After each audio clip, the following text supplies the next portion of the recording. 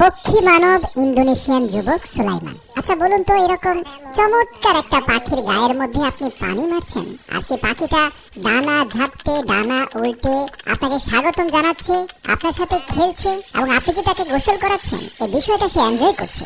এটা কি আমাদের সাথে হতে পারে? উত্তর হচ্ছে কখনোই না। কিন্তু পক্ষী মানব সুলাইমানের সাথে হতে পারে। সে পাখিদের ভাষা জানে। কাকাতুয়া, ময়না, টিয়া, এমনকি কাক, মাছরাঙা থেকে শুরু করে বিভিন্ন প্রজাতির পাখির জন্য সে ভিন্ন ভিন্ন মৌখিক শব্দ উচ্চারণ করে, আর পাখিগুলো দৌড়ে এসে তার হাতে বসে যায়। এই এক বিরল যোগ্যতা আল্লাহ তাআলা তাকে দান করেছেন। যুবক সুলাইমানের এই দক্ষতা যোগ্যতা দেখে নবী হযরত সুলাইমান আলাইহিস সালামের কথাও মনে পড়ে যায়। যদিও তিনি আল্লাহ প্রদত্ত বিশেষ জ্ঞানী ছিলেন, পৃথিবীর সকল জীব জন্তু এমনকি জিনজাতিরা পর্যন্ত তার অনুগত ছিল, কিন্তু বর্তমান জামানায় এসে এভাবে পক্ষীকুলকে নিজের বিশেষ ভাষা বা শব্দ ব্যবহার করে আয়ত্তে রাখা, বশ মানানো, এটা এক নজিরবিহীন ঘটনা।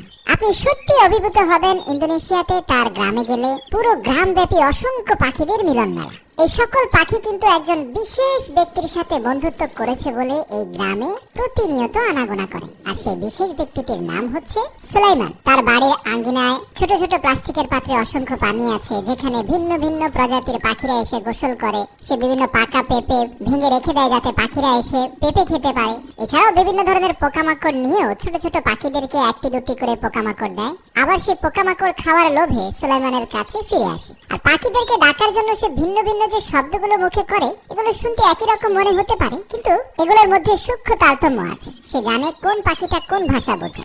দেখবেন যে সে ইন্দোনেশিয়ান ভাষায় কিভাবে পাখিদেরকে আকৃষ্ট করতে হয়, কি ধরনের শব্দ কোন পাখি পছন্দ করে, এই বিষয়ে মানুষকে পরামর্শ দিচ্ছে। সে প্রায় তার ভিডিওতে বলে থাকে যে সে এ পর্যন্ত বেশ কিছু মানুষকে পাখিদের ভাষা শিখিয়েছে, যারা এখন কম বেশি পাখিদেরকে আকৃষ্ট করতে পারছে। সবচেয়ে ইন্টারেস্টিং লাগে যে সে হাত উঠানো মাত্রই তার বিশেষ কিছু পোষা পাখি আছে, ময়না, টিয়া, এরা দৌড়ে এসে তার হাতের উপরে বসে যায়, এবং সেখানে থাকা মাংসের টুকরো বা বিভিন্ন ধরনের খাবার তারা খেয়ে আবার চলে যায়। এমনকি তার কিছু পাখি আছে যারা অন্তত 1 থেকে 2 কিলোমিটার দূরেও তার সিগন্যাল বুঝতে পারে, সেখান থেকে উড়ে এসে তাকে সাহায্য করে। কিছু ছোট পাখি আছে, এরা তার পোষা নয়, এরা অতিথি, কিন্তু তার পোষা পাখিরা সে অতিথি পাখিদেরকে সুলাইমানের ব্যাপারে অভয় দান করে বলেই এই নতুন পাখিগুলো দূর দূরান্ত থেকে এসে সুলাইমানের সেবা গ্রহণ করে, কারণ পাখিরা একজন আরেকজনের ভাষা বোঝে। দেখবেন কিছু কিছু পাখি এসে বিচিত্র ধরনের খেলায় মেতে ওঠে সুলাইমানের সাথে। এই যে চড়ুইটাকে দেখতে পাচ্ছেন, সে চিত হয়ে শুয়ে গেছে, সে কিন্তু অসুস্থ কোনো পাখি নয়, সে মূলত সুলাইমানের সাথে খেলছে।